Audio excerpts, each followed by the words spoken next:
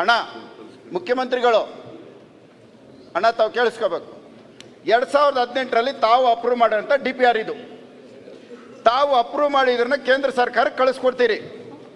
ಕೇಂದ್ರ ಸರ್ಕಾರಕ್ಕೆ ಕಳಿಸ್ಕೊಡೋಂಥ ಸಂದರ್ಭದಲ್ಲಿ ಬೆಟ್ಟಲ್ಸೂರು ಮೆಟ್ರೋ ಸ್ಟೇಷನ್ನು ಸಹ ಸೇರಿದೆ. ಇದಕ್ಕೇನು ಕಳಿಸ್ಕೊಟ್ಟಿದ್ಯಾರು? ಅಂದಿನ ರಾಜ್ಯ ಸರ್ಕಾರ, ಅಂದಿನ ಮುಖ್ಯಮಂತ್ರಿಗಳು, ಇಂದಿನ ಮುಖ್ಯಮಂತ್ರಿಗಳು ಕಳಿಸ್ಕೊಟ್ರು. ಇದಾದ ಮೇಲೆ ಮೂರನೇ ವ್ಯಕ್ತಿ, ಖಾಸಗಿ ವ್ಯಕ್ತಿ ಒಡಂಬಡಿಕೆ ಮಾಡ್ಕೊಳ್ತಾನೆ. ಏನಂತ ಮಾಡ್ಕೊಳ್ತಾನೆ?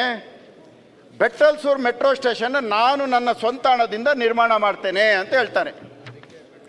ಅದಕ್ಕೆ ಮೆಟ್ರೋ ಅವರು ಸಹ ಒಪ್ಪಿಗೆ ಕೊಡ್ತಾರೆ, ಆಯಿತು ಮಾಡಿಕೊಡಿ ಅಂತ. ಅದಕ್ಕೆ ಮುಂಚಿತವಾಗಿ ಏನಾಗತ್ತೆ?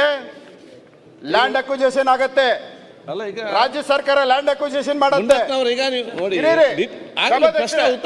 ಲ್ಯಾಂಡ್ ಅಕ್ವಿಜಿಷನ್ ಮಾಡಿದೆ, ಲ್ಯಾಂಡ್ ಅಕ್ವಿಜಿಷನ್ ಮಾಡಿದೆ, ಲ್ಯಾಂಡ್ ಅವ್ರಿಗೆ ದುಡ್ಡು ಕೊಟ್ಟಿದೆ, DPR ಅಪ್ರೂವ್ ಆಗಿದೆ, ಪ್ರತಿಯೊಂದು ಆದ್ಮೇಲೆ ಇವತ್ತು ನನಗೆ ಉತ್ತರ ಕೊಡ್ತಾರೆ.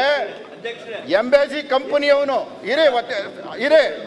ಎಂಬೇಸಿ ಕಂಪನಿಯವನು ದುಡ್ಡು ಕೊಟ್ಟಿಲ್ಲ, ನಾವು ಮೆಟ್ರೋ ಕೈ ಬಿಟ್ಟಿದೀವಿ ಅಂತ ಹೇಳ್ತಾರೆ. ಇದು ನ್ಯಾಯನಾ? ಎಂಬೇಸಿ ಅವ್ನು ದುಡ್ಡು ಕೊಟ್ಟಿಲ್ಲ ಅಂದ್ರೆ ಸರ್ಕಾರಕ್ಕೆ ಏನ್ ಸಂಬಂಧ? ಇದು ಸಾರ್ವಜನಿಕರು ಉದ್ದೇಶಿಸಿ ಮಾಡಿರೋದು. ಪ್ರಶ್ನೆ ಆಯ್ತಾ ನಿಮ್ದು? ಪ್ರಶ್ನೆಗೆ ಉತ್ತರ. ಎಂಬೇಸಿ ಅವನು ಹಣ ಕೊಟ್ಟಿಲ್ಲ, ನಾವು ಮಾಡಲ್ಲ. ಓಕೆ, ಇದು ಮಾಡಿರೋದು ಎಂಬೇಸಿ ಅವನಿಗೋಸ್ಕರನಾ? ಆಯ್ತು, ಮಂತ್ರಿ ಉತ್ತರ ಕೊಡ್ತಾರೆ. ಉತ್ತರ ಕೊಡ್ತಾರೆ. ಯಾರಿಗೋಸ್ಕರ ಮಾಡಿರೋದು? ಉತ್ತರ ಕೊಡ್ತಾರಲ್ಲ. ಅಧ್ಯಕ್ಷರೇ, ನಮ್ಮ ಬೆಂಗಳೂರಲ್ಲಿ ಒಂದು ಕಾನ್ಸೆಪ್ಟ್ ಇದೆ. ಮೊನ್ನೆ ಪ್ರೈಮ್ ಮಿನಿಸ್ಟರ್ ಕೂಡ ಅಭಿನಂದನೆ ಸಲ್ಲಿಸೋದು. ನಮ್ಮ ಅಶೋಕ್ ಅವರು ಎಲ್ಲ ಇದ್ದರು. ನಾವು ಕೆಲವರು CSR ಅಲ್ಲಿ ಕೆಲವರು ಅವ್ರವ್ರ ಹೆಸರು ಇಟ್ಕೊಳ್ಳಿಕ್ಕೆ ಅವಕಾಶ ಮಾಡಿಕೊಡ್ತೀವಿ. ಈಗ ಇನ್ಫೋಸಿಸ್ ಅವ್ರು 200 ಕೋಟಿ ಕೊಟ್ಟರು, ಡೆಲ್ಟಾ ಅವ್ರು ಕೊಟ್ಟರು. ಸೊ ಅವ್ರವ್ರ ಹೆಸರಲ್ಲಿ ನಾವು ಸ್ಟೇಷನ್ಗಳು ಇಡೋಂಥ ಕೆಲಸ ನಾವು ಮಾಡ್ಕೊಂಡು ನಾವು ಬಂದಿದ್ದೀವಿ. ಎಲ್ಲ ಸರ್ಕಾರಗಳು ಮಾಡ್ಕೊಂಡು ಬಂದಿದೆ, ಇದೇನು ಈ ಸರ್ಕಾರ ಅಲ್ಲ. ಪಾಪ ಅವರು ಏನು ಕೇಳ್ತಾ ಇದ್ದಾರೆ, ಪಾಪ ಅವ್ರ ಜಮೀನು ಇದೆ ಅಲ್ಲ, ಒಂದು 70-80 ಎಕರೆ ಇರಬೇಕಲ್ಲ. ಮುನ್ನತ್ತು ಒಂದು ಸತಿ ಹೇಳಿದೆ ನನಗೆ, ನೀನು 25 ಬೆಂಗಳೂರು ಸಿಟಿ ಮಧ್ಯದಲ್ಲೆಲ್ಲ ಆಸೆ ಅಲ್ವಾ ನನ್ನ ಜಮೀನ್ ಪಕ್ಕ ಸ್ಟೇಷನ್ ಇರಬೇಕು? ಅಲ್ಲಲ್ಲ, ಈಗ ನಿಮ್ಮ ಜಮೀನ್ ಪಕ್ಕದಲ್ಲಿ ನೀವು ಮಾಡ್ಕೊಂಡಿಲ್ವಾ? ನಾನು ಹೋಗಿಲ್ಲ. ಆಮೇಲೆ ಸ್ಟೇಷನ್ ನನ್ನ ಜಮೀನ್ಗೋಸ್ಕರ ಮಾಡಂಗಿದ್ದಿದ್ರೆ ಉತ್ತರ ಕೊಡ್ಲಿ. ಅಲ್ಲ, ಅಲ್ಲಿನ ಸ್ಥಳೀಯ ಶಾಸಕರು ಕೃಷ್ಣ ಬೈರೇಗೌಡರು ಅವ್ರು ಪತ್ರ ಬರೆದಿದ್ದಾರೆ. ಸರಿಗೆ ನಲ್ಲಿ ಬೇಕಾದ ಅವಶ್ಯಕತೆ ಇದೆ. ಅವ್ರು ಹೇಳಿದ್ದಾರೆ ಬಿಡಪ್ಪ, ನನಗೆ ಏನ್ ಕೃಷ್ಣ ಬೈರೇಗೌಡರು ಲೆಟರ್ ಬರೆದಿದ್ದಾರೆ. ಈಗ ನನ್ನ ಜಮೀನ್ ಬಿಟ್ಬಿಡಿ, ಕೃಷ್ಣ ಬೈರೇಗೌಡರು ಇದು ಬೇಡ ಅಂತ ಹೇಳಿ ನಾನು ಇವಾಗಲೇ ಕುಂತ್ಕೊಂಡ್ಬಿಡ್ತೀನಿ. ನಾನು ನನ್ನ ಕ್ಷೇತ್ರದಲ್ಲಿ ಅಲ್ಲಿ ಮೆಟ್ರೋ ಸ್ಟೇಷನ್ ಬೇಕು ಅಂತ ಕೇಳಿದ್ದೇನೆ. DCM ಅವ್ರಿಗೆ ಪರ್ಸನಲಿನೂ ರಿಕ್ವೆಸ್ಟ್ ಮಾಡಿದ್ದೇನೆ. ಸೊ ನಂದು ಒತ್ತಾಯ ಇದೆ. ಆದ್ರೆ DCM ಕೇಳ್ತಾ ಇರೋದು ನೀವು ಯಾವ ಕಾರಣಕ್ಕೆ ಅದನ್ನ ಒತ್ತಾಯ ಮಾಡ್ತಾ ಇದೀರಿ ಅಂತ ಅವ್ರಿಗೆ. ನಾನು ಬೆಂಗಳೂರು ನಗರದ ಒಬ್ಬ ಶಾಸಕ, ಅಲ್ಲಿ ಬೆಂಗಳೂರಿನ ನಿವಾಸಿ. ಅವ್ರಿಗೂ ಈಗ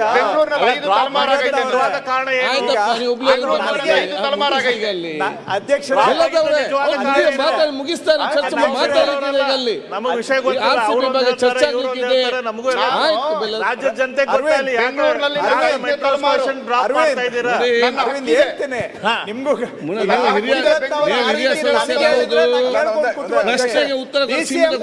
ಯಾರ್ಯಾರ್ದು ಏನೇನು ಮಾಡಕ್ಕೆ ಅವ್ರಿಗೆ ಹೇಳಿದ್ರೆ ಅವ್ರು ಕೇಳ್ತಾರ? ನನಗೆ ಪಕ್ಕದಲ್ಲಿ ಯಾರ್ದು ಎಷ್ಟು ಎಷ್ಟು ಏನು ಎಲ್ಲ ಇಡೀ ಬೆಂಗಳೂರದು ಚಿತ್ರ ಏನಿಲ್ಲ. ನನಗೆ ಅವ್ರಿಗೆ ಹೇಳಿದ್ರೆ ಅವ್ರು ಕೇಳ್ತಾರ? ಹೇಳಿ. ಈ ಪ್ರಾಜೆಕ್ಟ್ ಆಗೋದಕ್ಕೆ ನಾನೇ ಸಲಹೆ ಕೊಟ್ಬಿಡ್ತೀನಿ. ಆಯ್ತು, ಕೂತ್ಕೊಳ್ಳಪ್ಪ. ತುಂಬಾ ದೊಡ್ಡ ಸಲಹೆ ಏನಿಲ್ಲ. ಸ್ಟೇಷನ್ ಒಂದ್ ನಿಮಿಷ ಸರ್, ಮಾನ್ಯ ಸಭಾಧ್ಯಕ್ಷರೇ, ನಾನೇ ಉಪಮುಖ್ಯಮಂತ್ರಿಗಳು ಒಂದು ಸಲಹೆನೂ ಕೊಡ್ತೀನಿ. ನೀವು ಒಂದೇ ಒಂದು ಫೋನ್ ಕಾಲು ಆಗುತ್ತಾ ಆಗಲ್ವಾ, ದುಡ್ಡು ಕಟ್ತೀಯಾ ಕಟ್ಟಲ್ವಾ, 24 ಅವರ್ ಟೈಮ್ ಕೊಡಿ, ನಿಮ್ದೊಂದು ಫೋನ್ ಕಾಲಕ್ಕೆ ದುಡ್ಡು ಕಟ್ತಾರೆ. ಇವತ್ತು ಬೆಂಗಳೂರು ನಗರದಲ್ಲಿ ಬೆಂಗಳೂರು ನಗರದಲ್ಲಿ ಬಿಲ್ಡರ್ಗಳು ಹೇಳಿದ ಮಾತು ಕೇಳ್ತಾರೆ, ಅದು ನಿಮ್ಮೊಬ್ಬರ ಮಾತು ಕೇಳೋದು. ಆಯ್ತು, ಉತ್ತರ ಕೊಡ್ಲಿ. ಒಂದು ಮಾತು ಹೇಳಿ ಸರ್. ಆಯ್ತು, ಈಗ ಎಲ್ಲರೂ ಕೇಳ್ತಾರೆ, ನೀವು ಕೇಳ್ಬೇಕಲ್ಲ ಹೇಳಿದಾಗೆ. ಒಂದು ಮಾತು ಹೇಳಿ. ನೀವು ಕೂತ್ಕೊಳ್ಳಿ, ಈಗ ಮುಂಡತ್ನ ಕೂತ್ಕೊಳ್ಳಿ. ಅಧ್ಯಕ್ಷರೇ, ಮುಂಡತ್ನವ್ರೆ. ಅಧ್ಯಕ್ಷರೇ, ಏನು ತೊಂದರೆ ಇಲ್ಲ. ಅವರು ಪಾಪ ಸ್ವಾರ್ಥ ತಪ್ಪೇನಿಲ್ಲ. ಮನುಷ್ಯಂಗೆ ನನಗೂ ಸ್ವಾರ್ಥ ಇದೆ, ಅವ್ರಿಗೂ ಸ್ವಾರ್ಥ ಇದೆ. ಈಗ ಹಿಂದೆ ಅಲ್ಲಿ ಎಂಬಾಸಿ ಅವ್ರದ್ದು ಒಂದು 250-200 ಎಕರೆ ಅಲ್ಲೇನೋ ಜಮೀನಿದೆ. ಅವರು ನನ್ನ ಹೆಸರು ಬರಬೇಕು ಅಂತೇಳಿ ಎಂಬಾಸಿದು ಅಂತ ಅಂದ್ಬಿಟ್ಟು ಒಂದು ಅಗ್ರಿಮೆಂಟ್ ಮಾಡ್ಕೊಂಡಿದ್ದಾರೆ. 140 ಕೋಟಿ ರೂಪಾಯಿ ಸ್ಟೇಷನ್ ಮಾಡಬೇಕು, 120 ಕೋಟಿ ರೂಪಾಯಿ ಕೊಡ್ತೀವಿ ಅಂತ ಹೇಳಿದ್ದಾರೆ.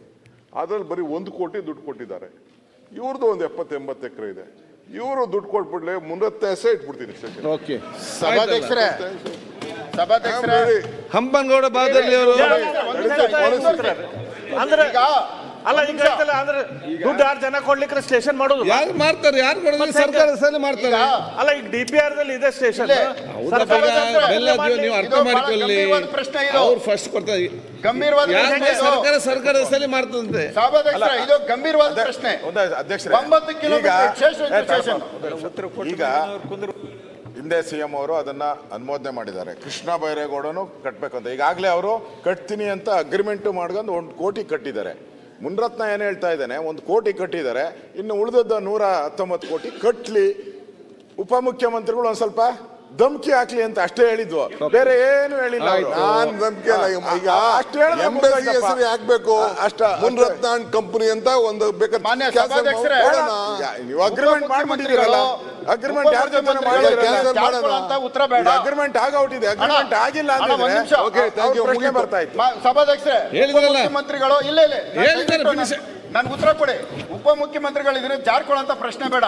ಇದು ಸರ್ಕಾರದ ಅವಶ್ಯಕತೆ ಇದೆಯಲ್ಲ ಅನ್ನೋದಕ್ಕೆ ಉತ್ತರ ಕೊಡ್ಲಿ. ಇದು ಮುನಿರತ್ನ ಎಂಬಸಿ ಅಲ್ಲ, ಇದು ಸಾರ್ವಜನಿಕರಿಗೆ ಅವಶ್ಯಕತೆ ಇದೆ ಇಲ್ಲ ಗೊತ್ತಿದೆ ಅಷ್ಟು ಕೊಡ್ಲಿ ಸಾಕು. ಓಕೆ. ಎರಡೇ ಉತ್ತರ. ಕೃಷ್ಣ ಬೈರೇಗೌಡರು ನನ್ನ ಹತ್ರ ಮಾತಾಡಿದ್ದಾರೆ, ಪರಿಸ್ಥಿತಿ ಬಗ್ಗೆ ತಿಳಿಸಿದ್ದಾರೆ. ಅವ್ರ ಕ್ಷೇತ್ರ, ಅವ್ರು ಹೇಳಿದ ಮಾತನ್ನ ಗಮನದಲ್ಲಿ ಇಟ್ಕೊಂಡಿದ್ದೀನಿ. ಅವ್ರದ್ದು ಪಬ್ಲಿಕ್, ನಿಮ್ದು ಪ್ರೈವೇಟ್, ಇಷ್ಟೇ. ಸುಮ್ಮನೆ ಹಂಪನಗೌಡ ಬಾದರ್ಲಿ ಅವರು ನಾನು 86 kg ಇದ್ದವಳು 71 kg ಬಂದಿದ್ದೀನಿ. ವಯಸ್ಸಾದ್ಮೇಲೆ ಸ್ಮಾರ್ಟ್ ಆಗಿ ಕಾಣ್ತೀರ ಅಂದ್ರೆ ಜಿನ್ನಿ. 126 kg ವೇಟ್ ಇದ್ದು ನಾವು ಈಗ 114 kg ಲೆಕ್ಕ ಬಂದಿದ್ದೀವಿ. ಯಾವುದೇ ಸೈಡ್ ಎಫೆಕ್ಟ್ ಆಗಿಲ್ಲ ನಮಗೆ. 84ರಿಂದ 50 kg ಬಂದೆ. ಆಮೇಲೂ ಸಣ್ಣಗೆ ಫಿಟ್ ಆಗಿದ್ದೀನಿ. ಅದಕ್ಕೆ ನಾನು ಯೂಸ್ ಮಾಡ್ತಾ ಇರೋದು ಜೀನಿ ಸ್ಲಿಮ್.